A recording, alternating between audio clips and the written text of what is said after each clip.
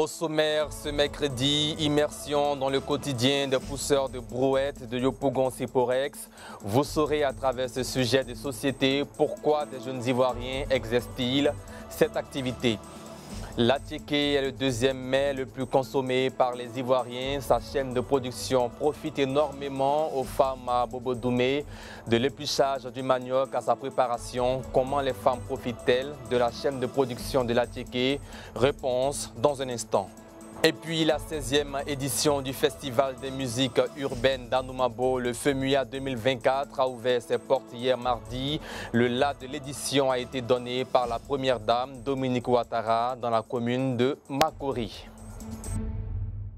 Bonsoir à tous et merci d'avoir honoré ce rendez-vous sur votre télé. Dans les marchés de la capitale économique ivoirienne, les pousseurs de brouettes sont sur le qui-vive à l'afflux des visiteurs et commerçants afin d'aider ces derniers pour le transport de leurs effets et marchandises. Contraints parfois par le chômage et d'autres problèmes sociaux, ces jeunes se voient dans l'obligation de passer leur journée dans les ruelles de la capitale économique ivoirienne avec des pousse-pousse. Immersion dans le quotidien des pousseurs de brouettes de Yopougon-Siporex, maintenant sur vos écrans.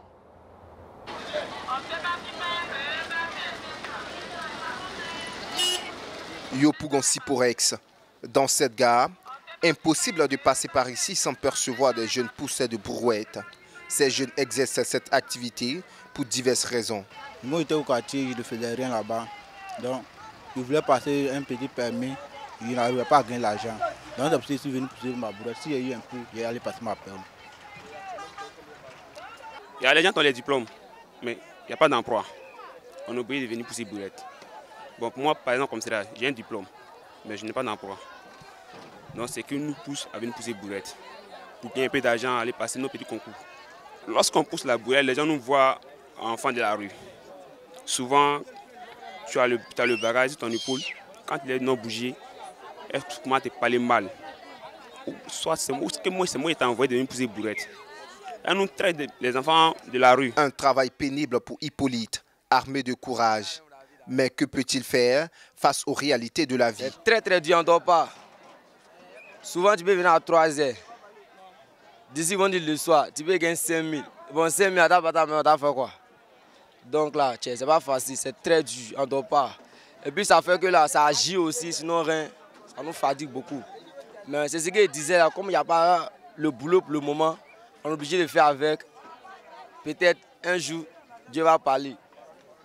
Locataires de brouettes, ces jeunes rencontrent des difficultés dans l'exercice de cette activité qui leur permet de joindre les deux bouts. C'est que si je n'ai pas de travail à faire, ça a boulot, je me débrouille ça un peu. Souvent, je peux gagner 7 000, 10 000, ça dépend quoi du travail. Non, ça ne m'appartient pas, je lu ça. Avant d'aller prendre la brouette, si on ne te connaît pas d'abord, tu dois mettre ton portable en garant d'abord, moi tu donnes la brouette. En tout cas, quand nous on vient ici, on vient pour se débrouiller. Voilà. On vient payer ticket au moins 300, lui brouette 300. Ah, les femmes, ceux qui ne te connaissent pas, ils ne peuvent pas donner baraille d'abord. En transportant les colis des visiteurs des marchés et des voyageurs, ces pousseurs de brouettes perçoivent entre 100 francs et 500 francs CFA par course, selon la quantité de charge et la distance à parcourir. Souvent, les enfants, il faut les aider parce que eux, ils sont là. D'autres viennent pour qu'ils vont payer les écoles. D'autres aussi viennent pour prendre cet argent pour manger les soirs. C'est pour ça qu'il faut les aider aussi. Bon, quand moi je prends une brouette, je décide souvent de donner aux enfants 500 ou bien ce que j'ai dans ma main, quoi. C'est tout. Et puis souvent, il faut avoir pitié d'eux aussi, c'est tout. C'est eux qui nous soutiennent. Par exemple, les sacs de bananes qui viennent, nous-mêmes, on ne peut pas soulever pour venir mettre à notre place. C'est eux qui nous soutiennent. Mais il y a d'autres qui sont dedans bons, il y a d'autres qui ne sont pas bons. L'âge des jeunes qui exercent cette activité est compris entre 13 et 35 ans. Si certains exercent cette activité pour se prendre en charge et s'occuper de leurs proches, d'autres par contre l'exercent pour des besoins pressants en attendant de trouver un métier à leur guise.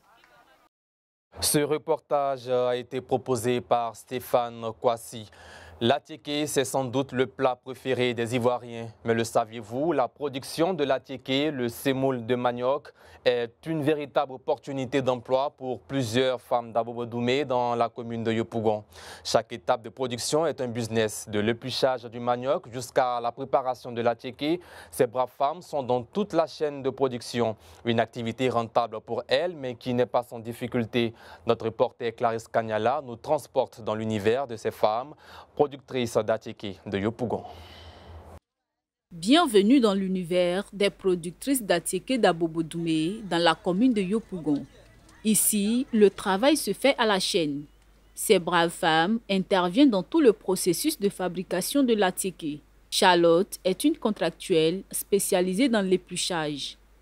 Cette jeune fille s'est retrouvée mère de 3 enfants après l'arrêt brusque de ses études en 2018.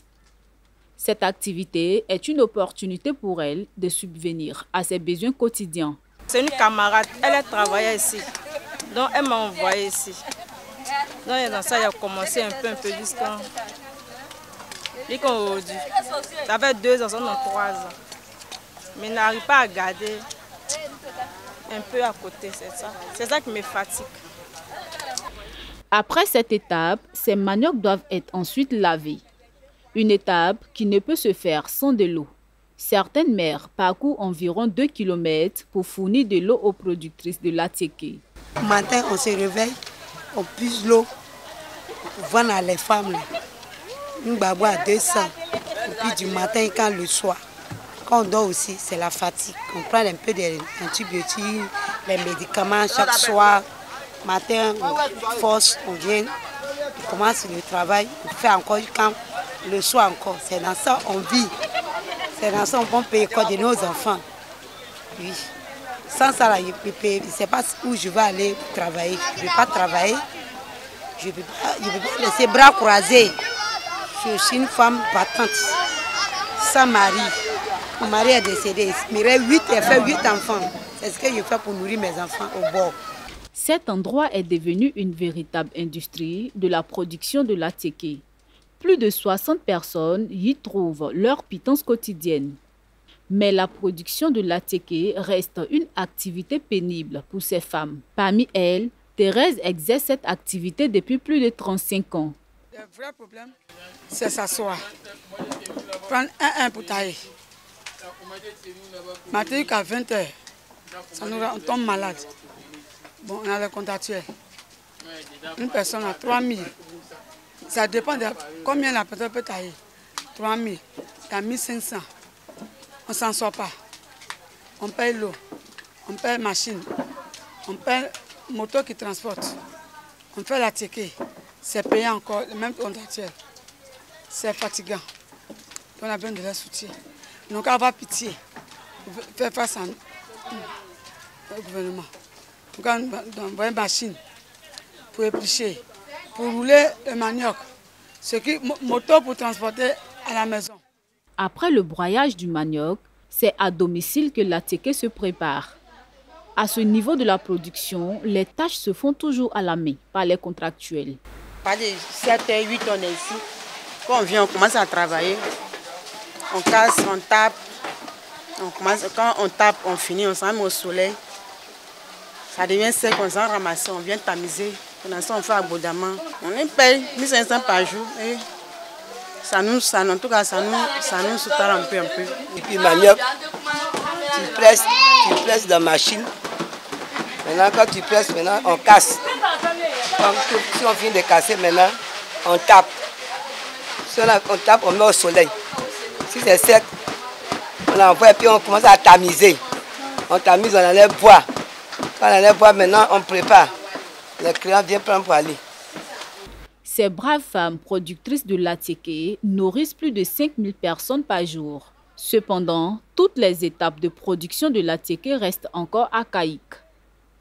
Leur rêve est de voir ce secteur de production de l'attiéké modernisé pour leur bien-être. En Côte d'Ivoire, la confection et la personnalisation d'objets et de gadgets tels que les tapis de prière, les gourdes, les t-shirts et sacs et les verres, pour ne citer que ceux-ci, sont des sources de revenus pour les entrepreneurs qui se lancent dans l'impression tout support. Rosita Conan est allée à la rencontre d'un jeune entrepreneur dans ce domaine pour en savoir plus sur l'impression des objets. On regarde. Ce matin, nous rencontrons dans la commune d'Adjamé Michel Terakinji, un jeune entrepreneur de moins de 30 ans, exerçant dans le domaine de la personnalisation et la confection des gadgets comme les coques de téléphone, les t-shirts d'anniversaire et les tasses. Ce jeune entrepreneur s'est lancé dans l'imprimerie en 2017. Je suis titulaire d'une licence en développement d'applications e-service. À mes heures perdues, étant à l'université à mes heures perdues, déjà j'avais mes pages telles que Facebook par exemple, où je postais mes affiches. Après avoir fait la création d'une affiche, il y a un client qui m'a demandé un t-shirt d'anniversaire. Et là, j'avais un ami qui faisait, c'est là que je me suis lancé. En ligne, j'ai commencé en ligne depuis 2017. Michel Terra nous explique les étapes de l'impression des gadgets, mais plus précisément, celle des tasses personnalisées. En ce qui concerne les tasses personnalisées, la première étape, on demande au client d'envoyer les informations qu'il veut sur la tasse. Voilà, donc le client déjà en ligne n'a pas besoin de se déplacer même pour venir au local. Donc il envoie les informations telles que soit la photo ou le message qu'il veut. Et nous on collecte des informations là à partir d'un visuel numérique, on lui présente. Et lorsqu'il est satisfait, on passe à l'impression. Au niveau de l'impression d'abord, il y a l'imprimante de sublimation où on fait le tirage. Après avoir fini l'impression, le tirage, on utilise la feuille de sublimation, on la colle sur la tasse imprimable, bien sûr, parce qu'il faut utiliser une tasse imprimable. Après ça, on insère dans la machine, voilà, parce qu'il y a une machine spécialisée uniquement que pour les tasses. Donc, on la met à une température donnée et la machine signale qu'elle est prête. Et après ça, on déballe le tout et on présente, on livre au client. Selon le jeune chef d'entreprise, les périodes affluentes sont le mois de carême, car pendant cette période, de nombreuses personnes veulent offrir des présents personnalisés. À tout moment, on a des commandes, vu que les anniversaires, ça se fête chaque jour. Donc, en ce qui concerne les t-shirts d'anniversaire, oui, on a des clients régulièrement d'anniversaire, voilà. Et je peux dire par période aussi, parce que je prends le cas du mois de Ramadan, c'était l'affluence avec les tapis personnalisés. On a eu la Saint-Valentin aussi, où on faisait les tasses personnalisées, tout ce qui était en rapport avec l'amour, on personnalisait.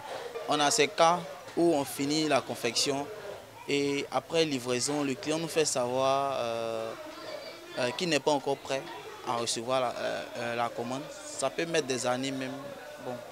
Et après, il ne répond plus. Il y a les cas aussi où le livreur va, il appelle, le numéro ne passe plus. Voilà, ce qui a suscité, pour tout objet personnalisé désormais, on exige une avance. Voilà, donc il faut 70% voilà, de l'article et à la livraison, il paye le reste plus la livraison. Michel Terra emploie 4 personnes dans son entreprise, dont un graphiste, une secrétaire et 2 machinistes. Il gagne en moyenne 200 à 500 000 francs CFA par mois. Le Salon international de la beauté d'Abidjan, le SIBA, a ouvert ses portes ce mercredi 15 mai 2024 au Musée des civilisations de Côte d'Ivoire à Abidjan Plateau. La 4e édition est à suivre avec Stéphane Kwasi. Ce mercredi 15 mai 2024, dans la commune du Plateau, le Salon international de la beauté d'Abidjan, le SIBA, a ouvert les portes de sa 4e édition sous le thème « Femmes, développement par les métiers de la beauté et du bien-être ». Victoire Bieni, commissaire générale du SIBA 4, n'a pas manqué de donner les raisons du choix de ce thème qui met l'accent sur l'autonomisation de la gente féminine. J'ai choisi ce thème parce que beaucoup de femmes, c'est vrai que les hommes aussi font la beauté, mais les femmes exercent beaucoup ce métier. Et vous avez remarqué aujourd'hui, il est tellement noble ce métier qu'il y a des gens, même comme je le disais dans mon discours, qui sont des fonctionnaires. Cette année, ce salon est dédié typiquement aux femmes, les femmes de valeur. Parce que nous, les artisans, on veut prendre exemple sur ces dames-là. Parce qu'il faut comprendre aussi que beaucoup, on n'est pas vraiment organisés. Et en suivant ces femmes-là, en prenant des conseils auprès de ces femmes-là, nous allons pouvoir arriver à nous organiser et aller de l'avant. La formation et la professionnalisation des acteurs de ce secteur s'imposent. Le SIBA est pour nous une occasion encore d'impacter l'ensemble des artisans de Côte d'Ivoire et leur dire que quel que soit leur secteur d'activité, c'est d'œuvrer à la perfection, de travailler constamment, puisque la Chambre doit promouvoir l'ensemble de ses artisans et des entreprises artisanales. Et aujourd'hui, nous sommes en train de renforcer les capacités, non seulement techniques, mais managériales aussi, de l'ensemble de nos artisans. Comment faire pour qu'on sorte tous ces secteurs-là de les former de la précarité? L'ensemble des partenaires du Salon international de la beauté s'engagent à faire pérenniser ce salon de beauté afin de promouvoir la beauté sous toutes ses formes. C'est avec ces termes que la représentante du député maire du Plateau a déclaré ouvert cette édition. La beauté n'est pas que féminine. La beauté, elle est d'abord physique, intérieure, morale et intellectuelle. Et c'est l'ensemble de ce processus-là qui apporte un sourire. Et chaque fois qu'un sourire est apporté, c'est un monde meilleur qui est exprimé, qui est extériorisé. Aujourd'hui, l'ensemble des partenaires, avec à la tête l'honorable Yahou Patricia, feront en sorte que ce salon de beauté connaisse un lendemain meilleur, je l'ai dit tantôt, mais un accompagnement sérieux. Ce salon est pour nous le cadre idéal pour que ces femmes qui ont envie d'ajouter leur contribution à l'édification de la Côte d'Ivoire. Je déclare officiellement ouvert ce salon international de la beauté et du bien-être et vous invite à profiter pleinement de cette expérience unique. Ouverte ce mercredi 15 mai, le SIBA 2024 se poursuit jusqu'au vendredi 17 mai prochain au Musée des civilisations de Côte d'Ivoire au Plateau. Le Festival des musiques urbaines d'Anoumabo, le FEMUA 16, a ouvert ses portes dans la matinée d'hier mardi en présence de la première dame ivoirienne Dominique Ouattara, marraine de l'édition, qui a d'ailleurs donné le coup d'envoi des festivités. Le compte-rendu avec Stéphane Kouassi.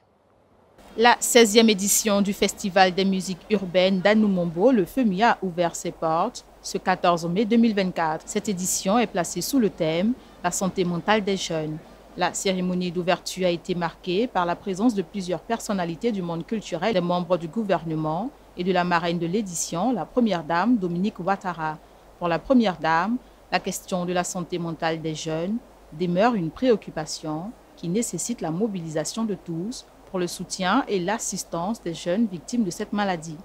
En effet, la question de la santé mentale des jeunes est une grande préoccupation aujourd'hui dans de nombreux pays occidentaux, mais aussi africains.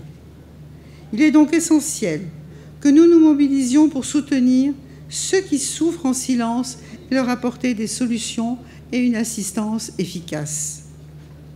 Les stigmates qui entourent la santé mentale sont nombreux et les victimes sont souvent incomprises et isolées.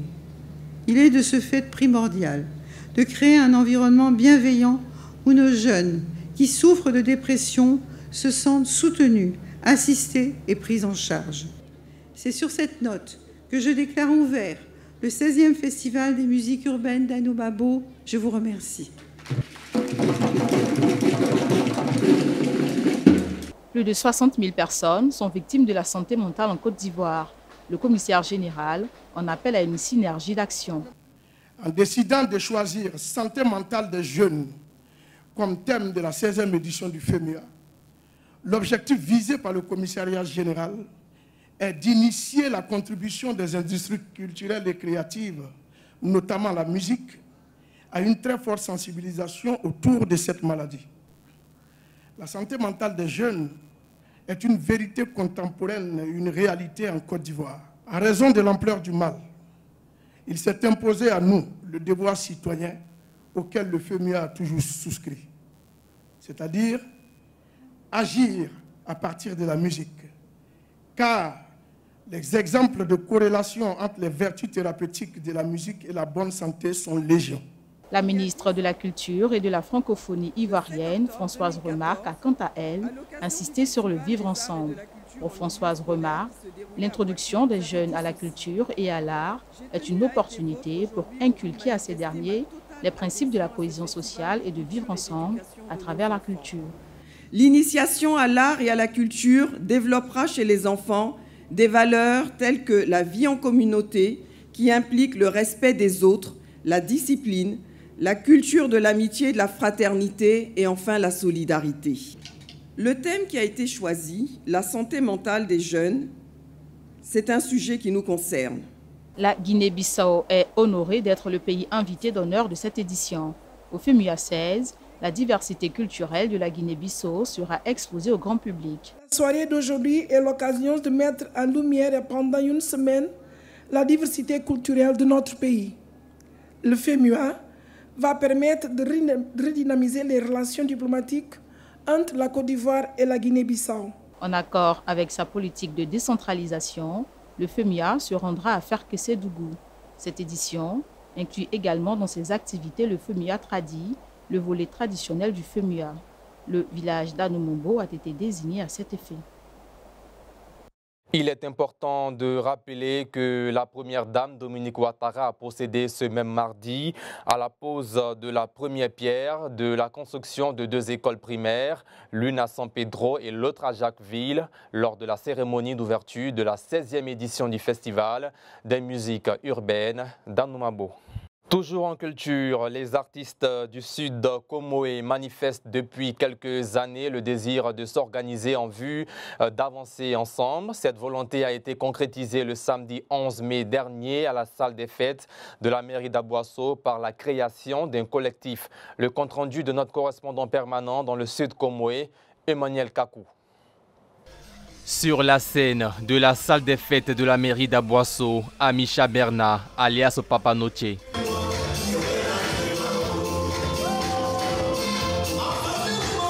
L'artiste n'est pas en concert. Il vient d'être élu président du collectif des artistes unis de la région du Sud Comoé, en abrégé COSCO, à l'issue d'une assemblée générale constitutive. Avec les moyens que j'ai avec mes amis, nous allons nous battre à ce que nos artistes soient connus sur le plan international. Déjà, on a certains de nos grands frères qui sont très bien connus, mais les autres aussi vont se faire connaître également.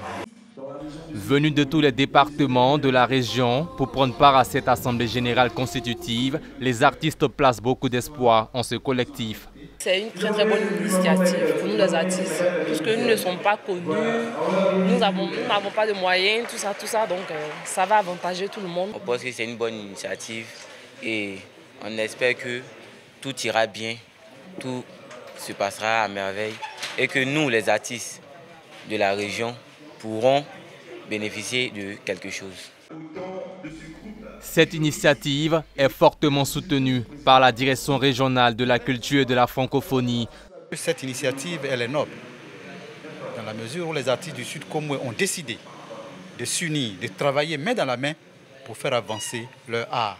L'Assemblée générale du COSCO a bénéficié du soutien du Conseil régional du Sud Comoé et de la préfecture d'Aboisseau. Le COSCO compte pour l'heure une 50aine de membres.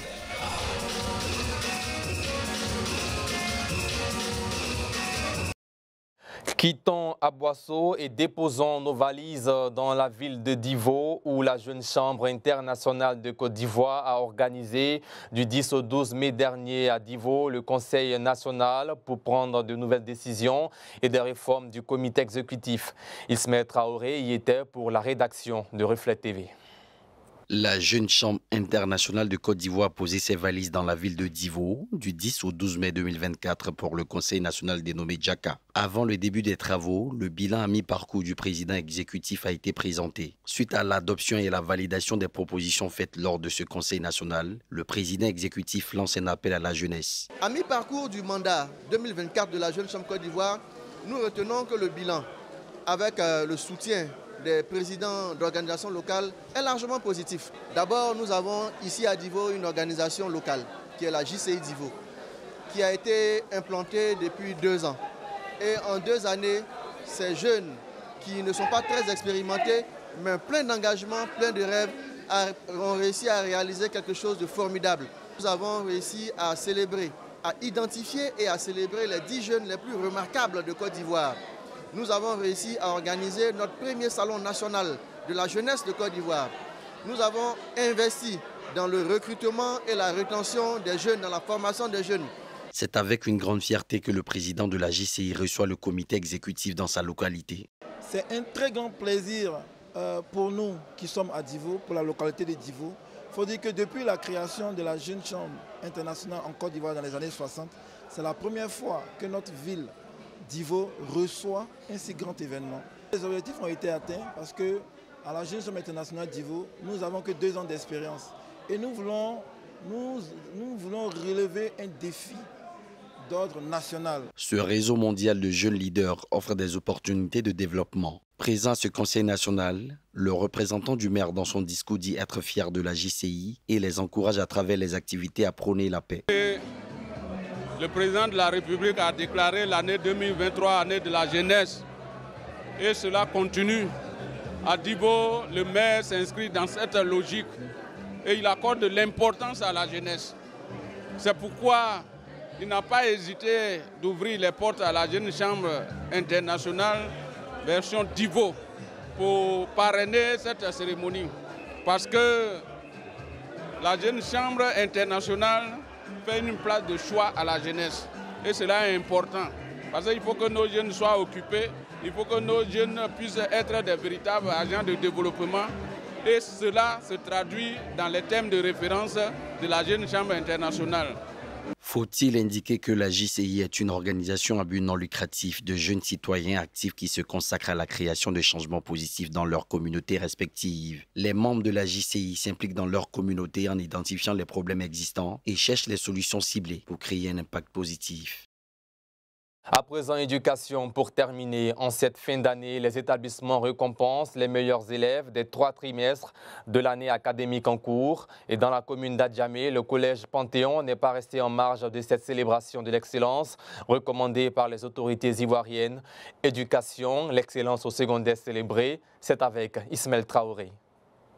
Nous sommes dans la commune d'Adjamé. Ici, le collège privé Le Panthéon en cette fin d'année prime ses meilleurs élèves des 3 trimestres de l'année 2023-2024. Tout heureux, ces élèves expriment leur satisfaction et reconnaissance envers toute l'administration. C'est un peu comme un sentiment d'allégresse, de joie. En ayant l'esprit de compétition, si par exemple, dans une interrogation, l'autre a eu une faute moyenne, tu vas te dire non, attends, la prochaine fois, moi aussi je dois faire tout pour avoir une note plus supérieure à la sienne. Je trouve que c'est encouragé parce que ça fortifie les élèves, les autres élèves qui n'ont pas été primés de travailler afin qu'on puisse les voir sur la scène les années à venir. Mettre en lumière l'excellence, voici l'objectif de la haute direction de l'établissement. L'éducation aujourd'hui en Côte d'Ivoire est très importante. Et de voir que nous avons des élèves aujourd'hui qui sont représentés et qui vont obtenir ce prix d'excellence me voit droit au cœur et je pense qu'il faut encore persévérer. Dans les axes prônés par le ministère du Travail et le ministère de l'Éducation nationale depuis l'année dernière. C'est-à-dire en fait, d'abord, il y avait le premier axe était que les éducateurs puissent enseigner cette notion même de respect, de droit, de valeur et d'éthique aux professeurs et aux élèves. Et le deuxième aussi, c'était aussi comment les fondateurs allaient valoriser le travail des enseignants et des administrateurs, éducateurs. Et donc, nous sommes dans les axes préconisés par le ministère de l'Éducation nationale. Pour rappel, la volonté du président Alassane Ouattara est d'encourager chez la jeune génération la culture de l'excellence et l'amour du travail bien fait. Pour cette 2e édition, ce sont plus de 45 élèves qui ont été récompensés. Fin de ce rendez-vous de l'actualité. Merci de votre constante fidélité au 19h30 de Reflet TV. Et retenez que c'est avec amour et plaisir que nous vous informons chaque soir. Surtout, bonsoir.